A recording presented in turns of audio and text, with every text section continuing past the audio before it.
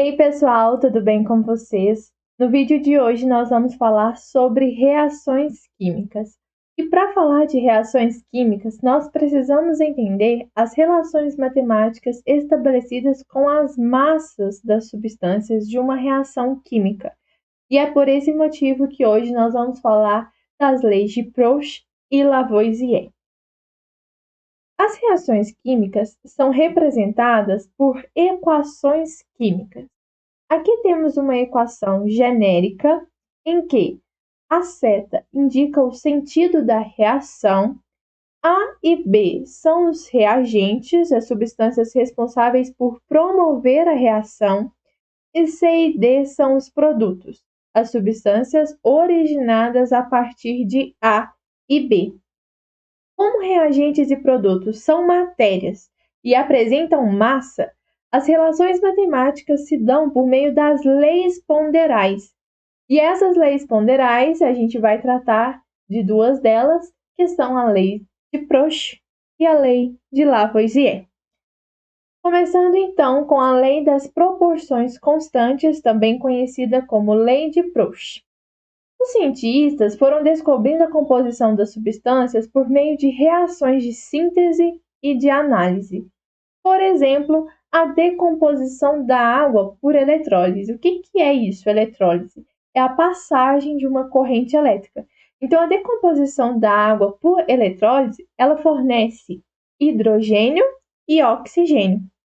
Então, verificou por meio de experimentos que qualquer massa de água decomposta, as massas de hidrogênio e oxigênio obtidas se encontravam em uma proporção constante e igual a 1:8.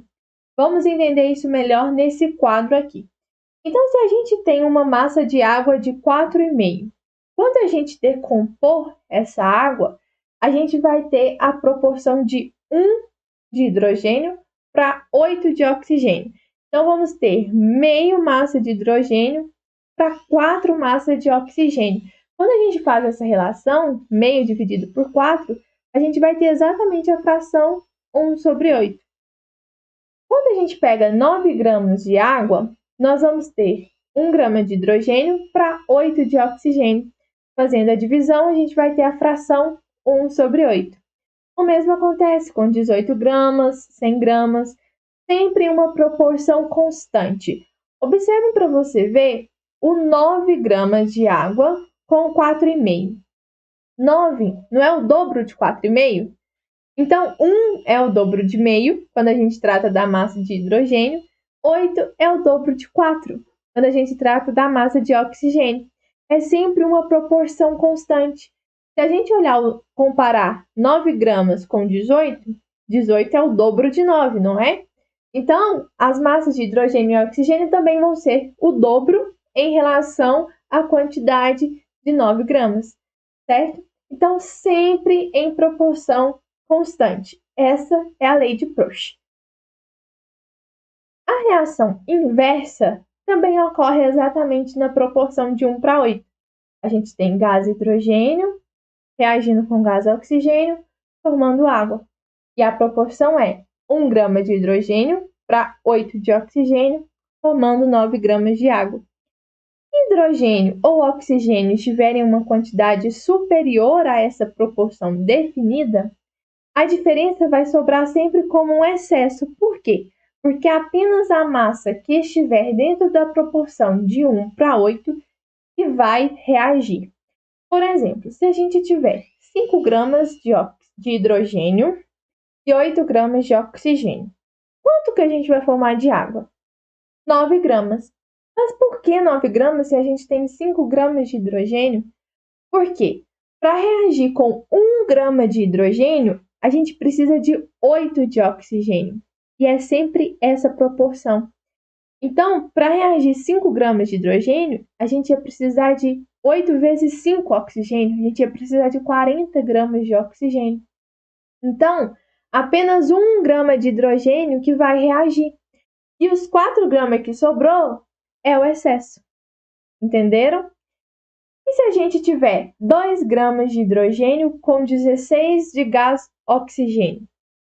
Aí a gente tem o dobro em relação a 1, né, o dobro. E em relação a 8, a gente também tem o dobro. Multiplicou os 2 por 2.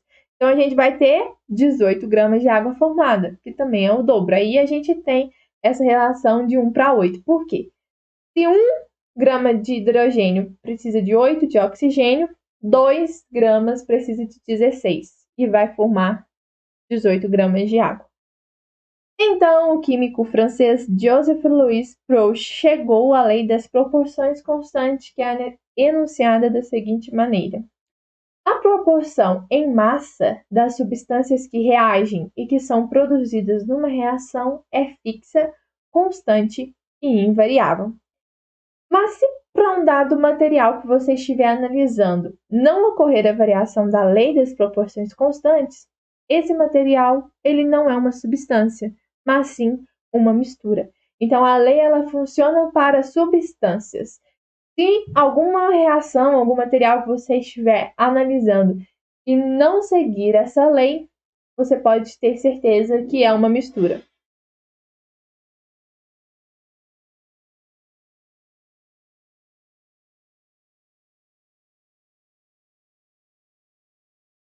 Uhum.